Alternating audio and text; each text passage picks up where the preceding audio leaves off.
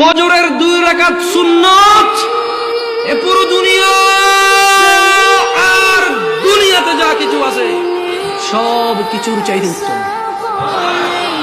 তাহলে যে 2 রাকাত সুন্নত পৃথিবীর চাইতে উত্তম, ওই 2 রাকাতের সুন্নতের পরে যে 2 রাকাত ফরজ রয়েছে, এই ফরজের আল্লাহু আকবার কি দিয়ে মিটাবা?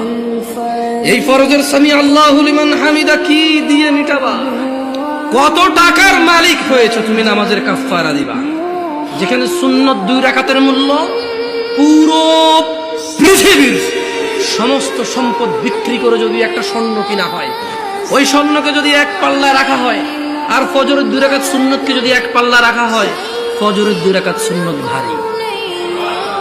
ওই সুন্নত এত ভারী হলে ওই ফজরের নামাজের ফরজ যেটা তুমি ঘুমের মধ্যে কাটিয়ে দাও, ওই 2 রাকাত ফরজের আল্লাহু আকবার, সামি আল্লাহু লিমান হামিদা, আত-তাহিয়াতু সুবহান রাব্বিয়াল আযীম, সুবহান রাব্বিয়াল আলা কি দিয়ে কিনবা তুমি?